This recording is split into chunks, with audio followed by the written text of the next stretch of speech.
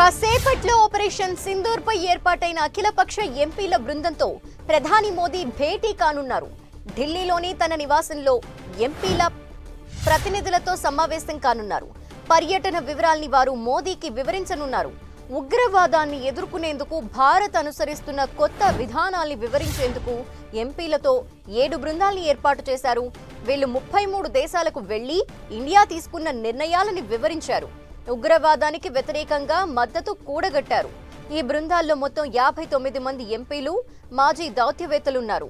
BJP MP Ravi Shankar Prasad, Shiv Sena MP Shrikant Shinde, DMK నుంచి కనిమొళి, కాంగ్రెస్ నేత శశి తరూర్ వంటి సీనియర్లు ఈ బృందాలతో కలిసి జపాన్, యుఏఈ, రష్యా, స్పెయిన్లో పర్యటించారు.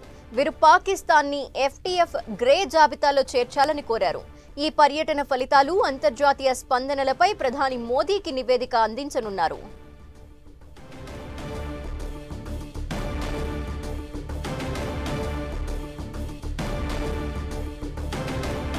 ప్రధాని నివాసంలో సమావేశానికి సంబంధించిన డీటెయిల్స్ మా ప్రతినిధి గోపి అందిస్తారు. గోపి,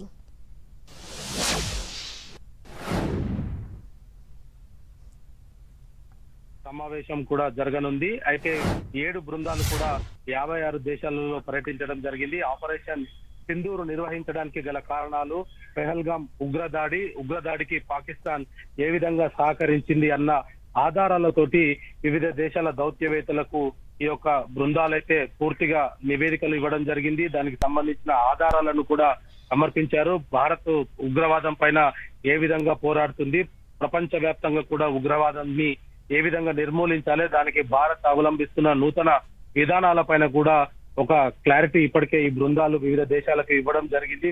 భారత్ తోటి కలిసి రావాల్సిందిగా, ఉగ్రవాద పోరులో కలిసి రావాల్సిందిగా కూడా కోరడం జరిగింది. వీటన్నిటిపైన కూడా మరి కాసేపట్లో ప్రధాని నివాసంలో ఈ భేటీలో వాటికి సంబంధించిన వివరాలను కూడా అందించనున్నారు.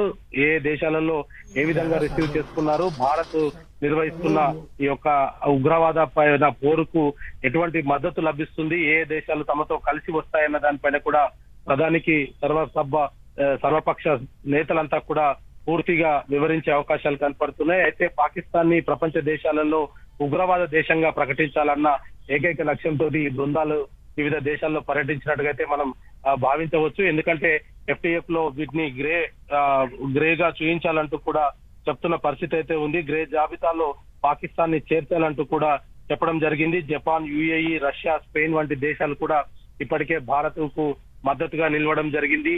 ఉగ్రవాదం పోరు పైన తాము కూడా పూర్తిగా సహకరిస్తామంటూ చెప్పడం జరిగింది. అయితే 59 మంది ఎంపీలు ఈ యొక్క బృందంలో ఉన్నారు. వీళ్ళంతా కూడా మరి కాసేపట్లో ప్రధాని నివాసంలో ప్రధానితో భేటీ అయ్యి టూర్ కు సంబంధించిన వివరాలను, ఆయా దేశాలలో జరిగిన విషయాలను కూడా వివరించే అవకాశాలు కనపడుతున్నాయి. థాంక్యూ గోపి.